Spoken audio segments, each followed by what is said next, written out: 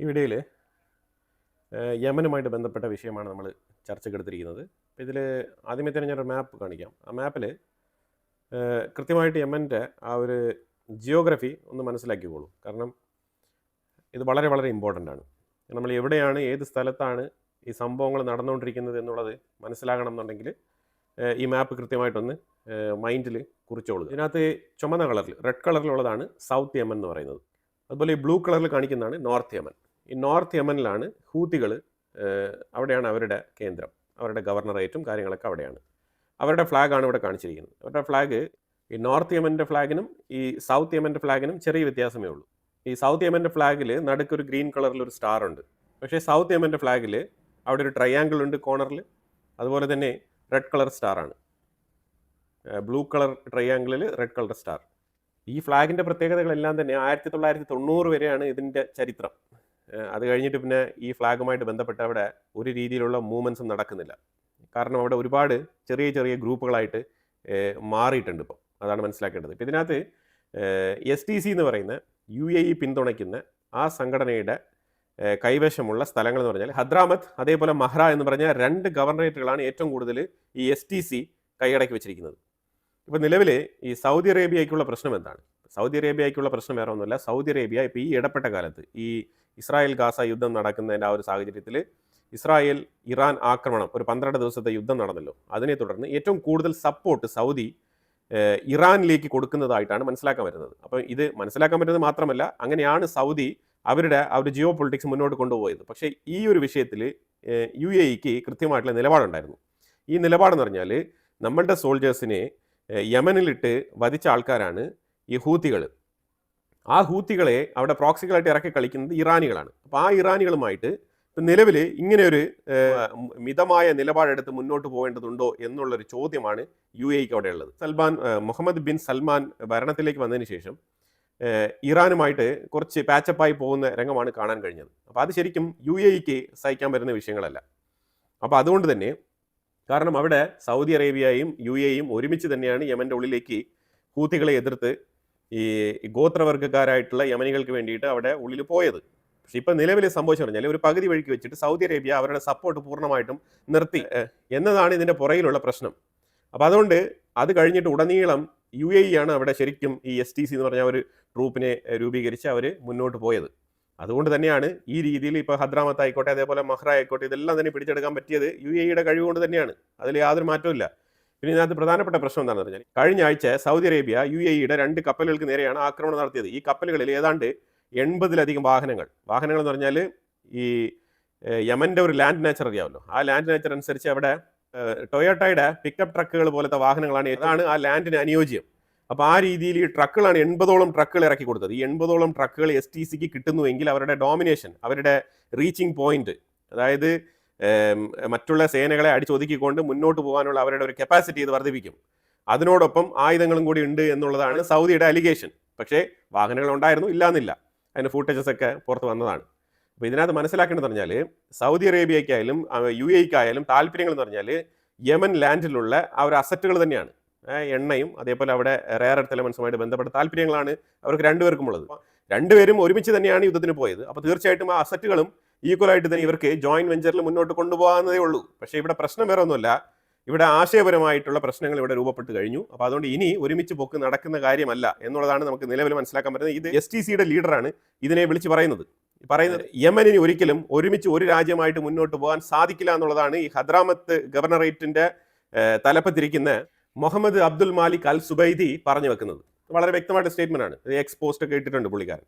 അപ്പോൾ Saudi Arabia ഈ ആക്രമണത്തിന് ശേഷം ഒരു താക്കീതാണ് കൊടുത്തത്. അതായത് ഈ UAE ബാക്ക്ഡ് ഫോഴ്സ് ആയിട്ടുള്ള STC 24 മണിക്കൂറിനകത്ത് അവിടെ നിന്ന് ഇവർ കൈവശപ്പെടുത്തി വെച്ചിരിക്കുന്ന സ്ഥലങ്ങളിൽ നിന്നും പിന്മാറണം എന്നുള്ള അനൗൺസ്മെന്റ് ആണ് കൊടുത്തത്. പക്ഷേ UAE അതേ സമയത്തിലേക്ക് തന്നെ UAE അതിനെ അനുകൂലിച്ചുകൊണ്ട് ഒരു തീരുമാനം ഓപ്പണായിട്ട് പറയുകയുണ്ടായി. അന്ന് ഞങ്ങൾ ഇനി യമൻ്റെ ഉള്ളിലേക്ക് കൂടുതൽ കാര്യങ്ങളുമായിട്ട് മുന്നോട്ട് പോകുന്നില്ല എന്നുള്ളൊരു സ്റ്റേറ്റ്മെന്റ്, വേഗമായിട്ടുള്ള സ്റ്റേറ്റ്മെന്റ് ആണ് UAEയുടെ ഫോറിൻ മിനിസ്ട്രി അറിയിച്ചത് അന്ന് തന്നെ. അത് വേറൊന്നും കൊണ്ടല്ല, ഒരു എസ്കലേഷൻ മിഡിൽ ഈസ്റ്റ് ഭാഗത്ത് 2 നെയ്ബർഹുഡ് രാജ്യങ്ങളായിട്ട് കിടക്കുന്ന സൗദി അറേബ്യയും UAEയും തമ്മിൽ ഇങ്ങനൊരു പ്രശ്നം വേണ്ട എന്നുള്ള നിലയിൽ അമിക്കബിളി ഒരു സ്റ്റേറ്റ്മെന്റ് പുറത്തുവിട്ടതാണ്. അത് UAEയുടെ ഡിപ്ലോമാറ്റിക് സ്റ്റേറ്റ്മെന്റ് ആണ്. അതാണ് മനസ്സിലാക്കേണ്ടത്. ഇതിന്റെ മീനിങ് UAE STCയെ പിന്തുണയ്ക്കില്ല എന്നതല്ല, അതാണ് മനസ്സിലാക്കേണ്ടത്. അപ്പോൾ STC തീർച്ചയായിട്ടും മുന്നോട്ട് പോകുക തന്നെ ചെയ്യും. അവരൊരിക്കലും പിടിച്ചെടുത്ത സ്ഥലങ്ങൾ വിട്ടുകൊടുക്കില്ല എന്നുള്ളത് വീണ്ടും ആവർത്തിച്ച് പറഞ്ഞിരിക്കുകയാണ്. അത് ഇന്നും കൂടി ആവർത്തിച്ച് പറഞ്ഞിട്ടുണ്ട് അവർ. അപ്പോൾ അത് കഴിഞ്ഞിട്ട് STC ഇപ്പം ഹദ്രാമത്ത് മാത്രമല്ല, അത് കഴിഞ്ഞിട്ട് ഹദ്രാമത്തിൽ തന്നെ കോർണറിൽ വരുന്ന സെയോൺ എന്ന് പറഞ്ഞ സിറ്റിയും കൂടെ ഇവർ ക്യാപ്ചർ ചെയ്തിട്ടുണ്ട് STC. കൂടുതൽ മുന്നേറ്റങ്ങൾ തുടരുകയാണ്.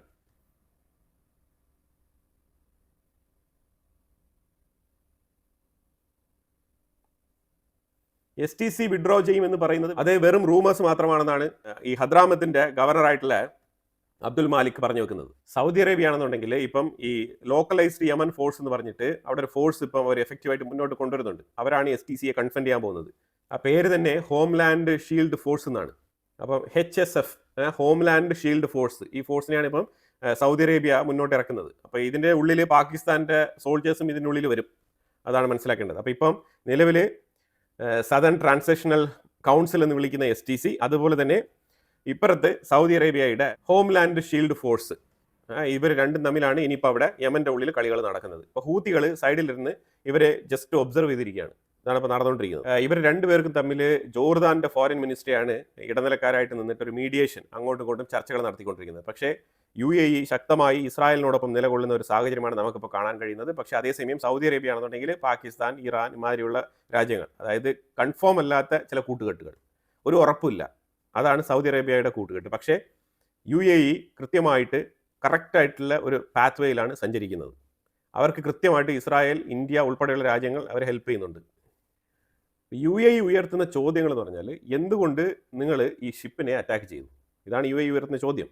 ഇതിന് സൗദി അറേബ്യ പറയുന്ന ഉത്തരം എന്ന് പറഞ്ഞാൽ, ഒന്ന്, ഈ GPS ട്രാക്കർ ഓഫായിരുന്നു ഈ ഷിപ്പുകൾക്ക്. അത് യമൻ പോർട്ടിനോട്, ഈ മുക്കല്ല പോർട്ടിനോട് അടുക്കുമ്പോൾ GPS ഓഫായിരുന്നു. അത് ഒന്നാമത്തെ റീസൺ.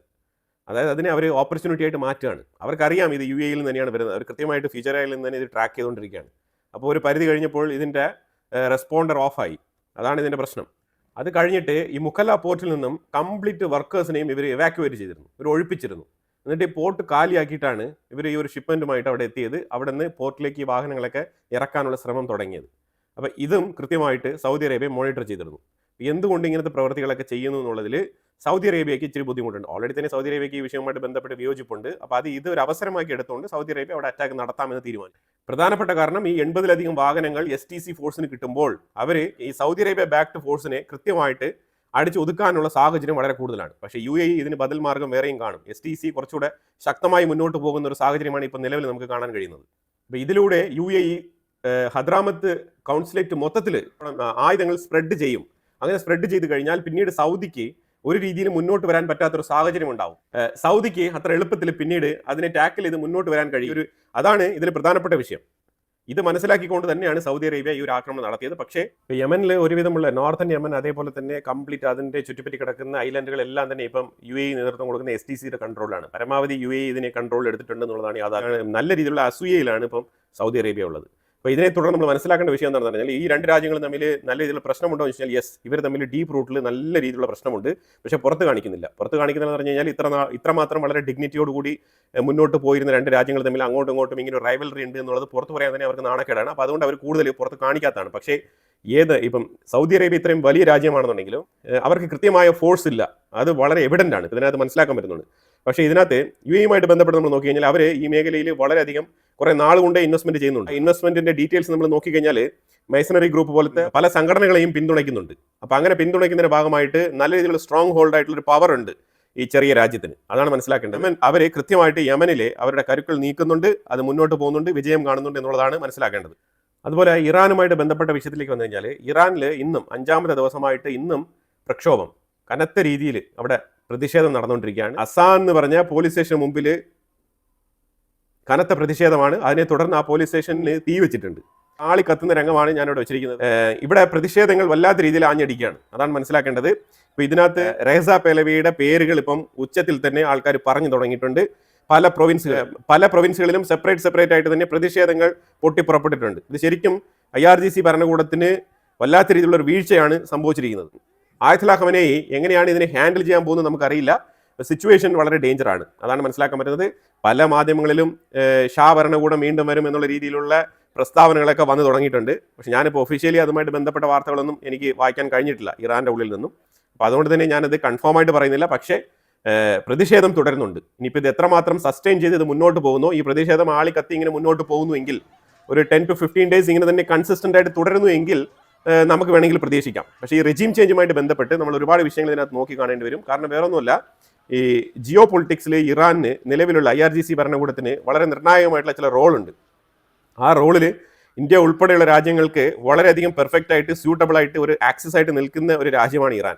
അപ്പോൾ ഇതിനകത്ത് മറ്റുള്ള കാര്യങ്ങളൊക്കെ വെച്ചുകൊണ്ട് ഐഡിയോളജിക്കൽ പരമായിട്ടുള്ള ഇഷ്യൂസും കാര്യങ്ങളൊക്കെ വെച്ചുകൊണ്ട് നമ്മൾ ഇറാനെ വിലയിരുത്തുമ്പോൾ ഉണ്ടാകുന്ന ഒരു ഡിസിഷൻ അല്ല ശരിക്കും ജിയോ പൊളിറ്റിക്കലി നമ്മൾ ഇറാനെ നോക്കി കാണുമ്പോൾ നമുക്ക് മനസ്സിലാക്കേണ്ടത്. കാരണം രണ്ടും രണ്ട് കാര്യങ്ങളാണ്. ഐഡിയോളജിക്കലി ഇമോഷണലി ഇറാനെ ഒന്ന് എതിർത്തിട്ട്, അതായത് തീവ്രവാദത്തിനെ പിന്തുണയ്ക്കുന്നു എന്നുള്ള നിലയിൽ അവരുടെ പ്രോക്സികൾ പ്രത്യേകിച്ച് ഇസ്രായേലിനെതിരെ വരുന്നു എന്നൊക്കെ പറയുമ്പോഴത്തേക്ക് ഇപ്പോൾ ക്രിസ്ത്യൻ കമ്മ്യൂണിറ്റി ആയിക്കോട്ടെ, ജൂവിഷ് കമ്മ്യൂണിറ്റി ആയിക്കോട്ടെ, ഇവരെല്ലാം തന്നെ ഇസ്രായേലിനെ സപ്പോർട്ട് ചെയ്യുന്നതാണ്. പിന്നെ പരമാവധി ഇന്ത്യയിലുള്ള ഹിന്ദു കമ്മ്യൂണിറ്റിയും സെൻട്രൽ ഗവൺമെന്റിന്റെ ആ ഒരു നിലപാട് വെച്ചിട്ട് ഇസ്രായേലിന്റെ പക്കൽ തന്നെയാണ് നിൽക്കുന്നത്. അപ്പോൾ അതുകൊണ്ട് ഇന്ത്യയിലെ മെജോറിറ്റി സപ്പോർട്ട് ഇസ്രായേലിനാണ്. പക്ഷെ അതേസമയം അത് ഇറാനും ഇസ്രായേലും തമ്മിലുള്ള വിഷയത്തിലേക്ക് ആ ഒരു പെർസ്പെക്റ്റീവിൽ നോക്കി കാണുമ്പോൾ മറ്റൊരു സൈഡിൽ അമേരിക്കയുമായിട്ട് ബന്ധപ്പെട്ട് പാശ്ചാത്യ ശക്തികളുടെ ഇടയിൽ ശരിക്കും ഇന്ത്യയുടെ ഒരു ബാലൻസിങ് പവറാണ് ഇറാൻ. അപ്പൊ ഇറാനിലെ ഒരു റെജിം ചേഞ്ച് വന്ന് ഈ IRGC ഭരണകൂടം താഴോട്ട് പോയി കഴിഞ്ഞാൽ അവിടെ ഒരു അമേരിക്കൻ ഫ്രണ്ട്ലി സർക്കാർ അവിടെ വരാനുള്ള സാധ്യതയുണ്ട്. അങ്ങനെ ആ ഒരു സാധ്യത അവിടെ വന്നു കഴിഞ്ഞാൽ ഇറാനെ ഒരു കീ ആക്സിസ് ആയിട്ട് ഇന്ത്യക്ക് എക്കാലത്തും ഉപയോഗിക്കാൻ പറ്റുമോ എന്നുള്ളൊരു ചോദ്യം അവിടെ ബാക്കിയാവുന്നുണ്ട്. എന്തുകൊണ്ട് ഇത് ഇത്രമാത്രം സീരിയസ് ആയിട്ടുള്ള ഒരു വിഷയമായിട്ട് ഞാൻ പറയുന്നത് എന്ന് പറഞ്ഞാൽ, ഇവിടെ നമുക്കൊരു INSTC ഈ വരുന്ന മാർച്ച് മാസത്തോടു കൂടി നമ്മൾ ഈ ഒരു north south transport corridor launch ചെയ്യാൻ വേണ്ടിയിട്ടിരിക്കുകയാണ്. അപ്പോൾ ആ സാഹചര്യത്തിൽ പുതിയതായിട്ട് അവിടെ റെജിം ചേഞ്ച് നടക്കുന്നുവെങ്കിൽ ട്രാൻസ്പോർട്ട് കോറിഡോർ റൂട്ടിനെ എങ്ങനെ ബാധിക്കും? ഓൾറെഡി തന്നെ ഇന്ത്യക്ക് മേളിൽ കനത്ത സമ്മർദ്ദമാണ് അമേരിക്ക തരുന്നത്. പ്രത്യേകിച്ച് ചൈനയുമായിട്ടുള്ള ബന്ധം, അതുപോലെ തന്നെ റഷ്യയുമായിട്ടുള്ള ബന്ധം, ഈ രണ്ട് രാജ്യങ്ങളുമായിട്ടും ഇന്ത്യ എടുത്തിരിക്കുന്ന ചില നിലപാടുകൾ, അതുമായിട്ട് ബന്ധപ്പെട്ട് അമേരിക്കയ്ക്ക് ക്ലിയർ ആയിട്ടുള്ള വിയോജിപ്പുണ്ട്. ആ വിയോജിപ്പ് ഉണ്ടാകുന്ന സാഹചര്യത്തിൽ ഇറാനിൽ ഉണ്ടാകുന്ന റെജിം ചേഞ്ച് അത് തീർച്ചയായിട്ടും ഇന്ത്യയെ ബാധിക്കും. അങ്ങനെ തന്നെയാണ് മനസ്സിലാക്കാൻ പറ്റുന്നത്. എങ്കിൽ അമേരിക്ക അവിടെയും പിടിമുറുക്കും, അതാണ് മനസ്സിലാക്കാൻ പറ്റുന്നത്. അപ്പം ഇറാൻ ഒരു പരിധി വരെ ഇങ്ങനെ നിൽക്കുന്നത് തന്നെയാണ് ഇന്ത്യക്ക് നല്ലത്. നമുക്കിതിനകത്ത് ഒന്നും തന്നെ ചെയ്യാൻ കഴിയില്ല. തീർച്ചയായിട്ടും ഇറാൻ ജനങ്ങളാണ് തീരുമാനിക്കേണ്ടത്. ആ ജനങ്ങൾ തീരുമാനിച്ച് ഇറാൻ ഭരണകൂടം വേണ്ട എന്ന് പറഞ്ഞു കഴിഞ്ഞാൽ പിന്നെ മറ്റുള്ള ഡിപ്ലോമാറ്റിക് റിലേഷൻസ് എല്ലാം തന്നെ സെക്കൻഡ് കാറ്റഗറിയാണ്. അതാണ് മനസ്സിലാക്കേണ്ടത്. ജനങ്ങളുടെ പ്രയോറിറ്റിയാണ് അവിടെ ഏറ്റവും ഇമ്പോർട്ടൻറ്റ്. അങ്ങനെ ജനങ്ങളുടെ പ്രയോറിറ്റി വന്നു കഴിഞ്ഞാൽ തീർച്ചയായിട്ടും ഇസ്രായേലിനെ വെച്ചിട്ട് വീണ്ടും ഒരു ഡിപ്ലോമാറ്റിക് റിലേഷൻസിലേക്ക് മുന്നോട്ട് പോകേണ്ട സാഹചര്യം വരും. ഇന്ത്യ തീർച്ചയായിട്ടും നല്ല റിലേഷൻഷിപ്പ് തന്നെയാണ് ഇറാനുമായിട്ട് പല കാലഘട്ടങ്ങളിലും കൊണ്ടുപോയിട്ടുള്ള. ഫ്യൂച്ചറിസ്റ്റിക് ആയിട്ട് ഒരു പ്രഡിക്ഷൻ സാധ്യമല്ല. പക്ഷേ ഒരു കാര്യം മാത്രം ഉറപ്പാണ്, ഇന്ത്യ എന്ന് പറഞ്ഞ രാജ്യത്തിനെ ഒഴിവാക്കിക്കൊണ്ട് ഇറാൻ എന്ന് പറഞ്ഞ ഒരു രാജ്യത്തിന് മുന്നോട്ട് പോകാൻ കഴിയില്ല. അതും കൂടി നമ്മളിവിടെ മനസ്സിലാക്കേണ്ടതാണ്. കാരണം വേറൊന്നും കൊണ്ടല്ല, ഇന്നത്തെ ഒരു ഗ്ലോബൽ മാർക്കറ്റ്, ഇപ്പോൾ ഇറാനും പല രീതിയിലുള്ള സപ്പോർട്ട് സിസ്റ്റം അവിടെ ആവശ്യമാണ്. എല്ലാ കാര്യങ്ങളും അമേരിക്കയെ കൊണ്ട് അവിടെ അവർക്ക് നേടാൻ പറ്റുമോ എന്ന് ചോദിച്ചാൽ ഇല്ല. കാരണം ഈ ഇറാനെ സംബന്ധിച്ചിടത്തോളം അമേരിക്ക ലക്ഷ്യമിടുന്നത് എന്തായിരിക്കും? റെയർ എർത്ത് എലമെന്റ്സുമായിട്ട് ബന്ധപ്പെട്ട വിഷയങ്ങൾ, അവർക്ക് വേണ്ട കാര്യം. ഇറാന്റെ പക്കൽ നിന്നും അമേരിക്കയ്ക്ക് എന്തെങ്കിലും റെയർ എർത്ത് എലമെന്റ്സോ അല്ലെങ്കിൽ വേണ്ടപ്പെട്ട എന്തെങ്കിലുമൊക്കെ റിസോഴ്സസ് കൊണ്ടുപോകാൻ പറ്റുമോ എന്നുള്ളതായിരിക്കും അമേരിക്കയുടെ കാഴ്ചപ്പാട്. പക്ഷേ ഇന്ത്യയുടെ കാഴ്ചപ്പാട് അങ്ങനെ ആവില്ല. അപ്പോൾ അതുകൊണ്ട് തന്നെയാണ് പറയുന്നത്, തീർച്ചയായിട്ടും ഇന്ത്യയുമായിട്ട് ഒരു ബാലൻസ്ഡ് റിലേഷൻഷിപ്പ് വരും. പക്ഷേ എങ്ങനെയാണെന്ന് പറഞ്ഞാൽ ഈ അമേരിക്ക ചില സ്പെസിഫിക് ആയിട്ടുള്ള വിഷയങ്ങളിൽ അവർക്ക് ചില നിർണായകമായിട്ടുള്ള ഇൻഫ്ലുവൻസ് കൊണ്ടുവരാൻ കഴിയും. അമേരിക്കയിൽ നിന്നും എയ്ഡ് കൊടുക്കുന്നതിന്റെ ഭാഗമായിട്ട്, അതുപോലെ തന്നെ ഈ രാജ്യത്തിന്റെ ഡെവലപ്മെന്റ് ഭാഗമായിട്ട് ഒരു ഫണ്ട് കൊടുക്കാന്ന് പറയും. അപ്പോൾ അങ്ങനെയുള്ള ചില കാര്യങ്ങളിലേക്ക് ചില കോംപ്രമൈസ് വേണ്ടി വരും. അങ്ങനെ കോംപ്രമൈസ് വേണ്ടി വരുന്ന സാഹചര്യത്തിൽ ഇന്ത്യയുടെ ചില കീ പ്രോജക്റ്റുകളിലേക്ക് അമേരിക്ക കൈകടത്തും. അതിലൂടെ ഇന്ത്യക്ക് മേളിൽ വീണ്ടും പ്രഷർ ഇടാനുള്ള സാധ്യതയുണ്ട്. അപ്പോൾ എന്തായാലും ഇതൊക്കെ നമുക്ക് വരും ദിവസങ്ങളിൽ കണ്ടറിയാം. ഇപ്പോൾ ഇറാന്റെ സാഹചര്യം ഇങ്ങനെയാണ് മുന്നോട്ട് പോകുന്നത്. ഇതിനെക്കുറിച്ചുള്ള അഭിപ്രായങ്ങൾ കമന്റ് ബോക്സിൽ രേഖപ്പെടുത്തുക. കൂടുതൽ വാർത്തകളുമായിട്ട് അടുത്ത വീഡിയോയിൽ വരാം. Thank you so much.